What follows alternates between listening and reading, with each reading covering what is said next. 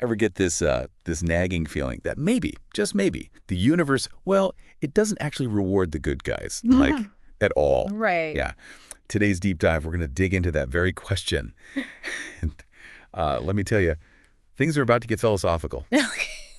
So we're cracking open The Eagle and the Serpent.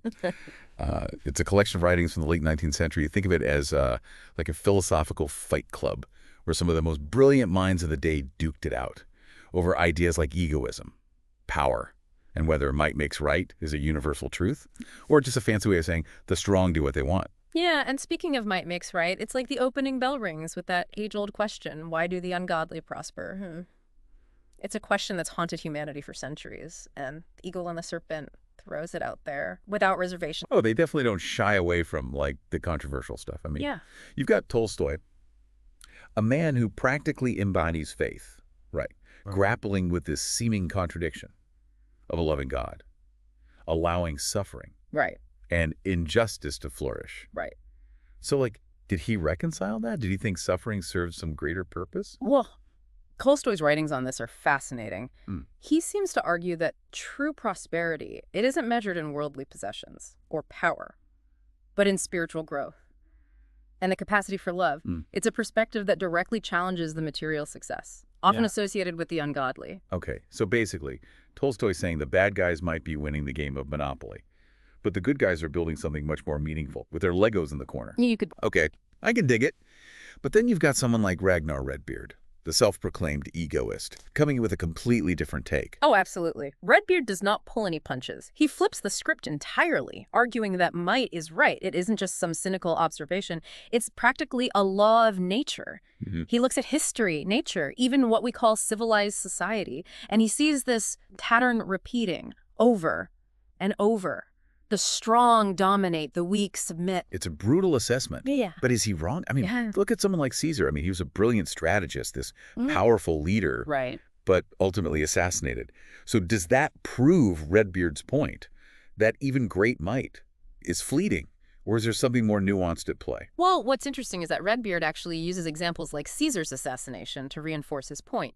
He argues that even the mightiest can fall. Not because right eventually triumphs, but because someone even mightier comes along. It's a constant power struggle, a never-ending Game of Thrones, if you will. Okay. That's a chilling thought. It makes you wonder if those in power today are just waiting for their own Brutus to emerge from the shadows. Right. But hold on. Before we get too lost in the historical weeds, let's bring this back to the individual level. Yeah. That's where things get really interesting. The Eagle and the Serpent dives headfirst into this concept of conscious versus unconscious egoism. They argue that every single action we take, even seemingly selfless ones, is ultimately driven by a desire for personal satisfaction. Okay, so let's unpack this a bit. Are they saying that even when we think we're being altruistic, that there's a part of us that's getting something out of it, like a self-congratulatory pat on the back for being such a good person? Exactly.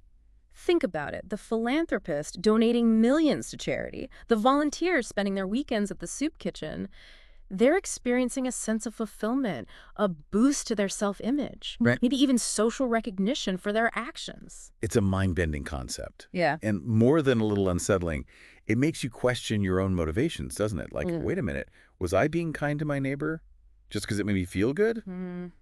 That's a tough pill to swallow. It is a slippery slope. You know, when you really think about it, because if we accept that, even our most charitable acts, they have a self-serving element, then where does that leave us? Are we all just hardwired for self-interest, even when we try to dress it up as something nobler? Right, like, are we really that different from Redbeard's ideal egoist?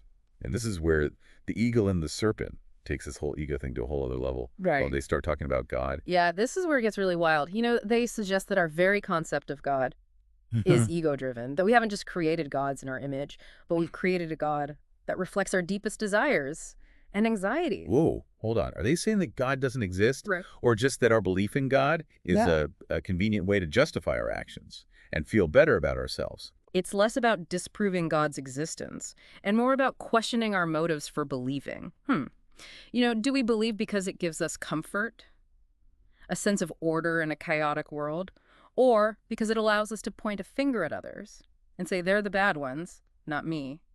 That's heavy stuff. Yeah. But you know what? There's a strange kind of liberation in that idea, too. Yeah. Because if our concept of God is a human construct, then that means we have the power to, like, define our own moral compass.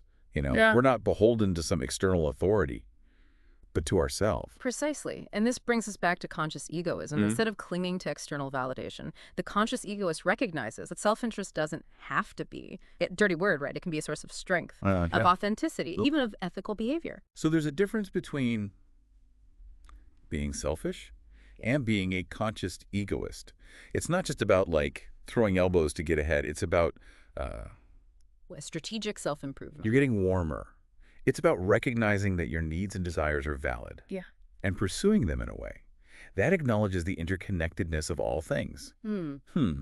True self-interest often involves cooperation, Yeah. building meaningful relationships, and contributing to the well-being of others. Okay, I think I'm starting to get it. It's like you can scratch your own back, but sometimes you need someone else to reach that itchy spot, right? Exactly. But the eagle and the serpent, they get into some pretty out there stuff about this whole egoist lifestyle. Like, how to shed one's friends was, what? Yeah. That was a real chapter title. Right. And they don't hold back. They argue that friends, in the traditional sense, can actually be a hindrance to personal growth. They demand time, energy, resources, all things that could be directed towards your own ambitions. It's brutal. I mean, they even offer a prayer for more bitterness, like embrace the negativity, let it fuel your drive. It's like a self-help guide written by your most cynical friend. Exactly. Oh. But again, it's crucial to remember the context here. This isn't about endorsing heartless behavior.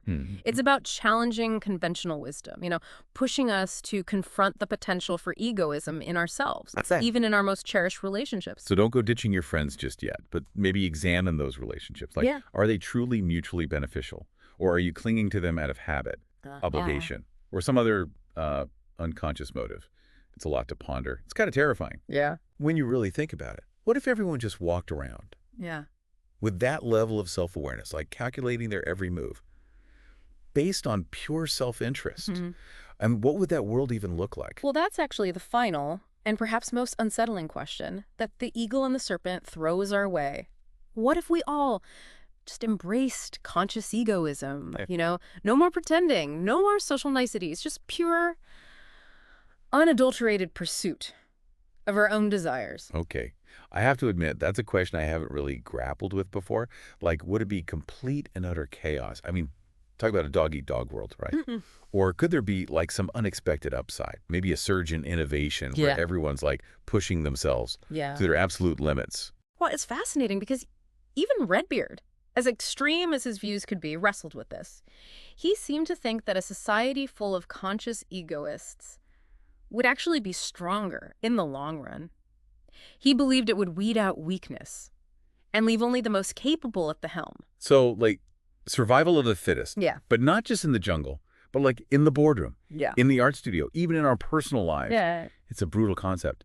But I can see the logic, especially for someone like Redbeard. Right. But even he acknowledged, the inherent instability of such a world. I mean, you can't escape conflict. Well, everyone's operating from a place of pure self-interest. Right. And then there are the ethical dilemmas. Like, what happens to those who can't compete? Are they simply discarded in this new world order? It's like, how do you even define morality in a world like that? If everyone's acting out of self-interest, I mean, do concepts like right and wrong even hold any weight anymore? It's a question with no easy answers. And honestly, that's what makes this entire deep dive so captivating.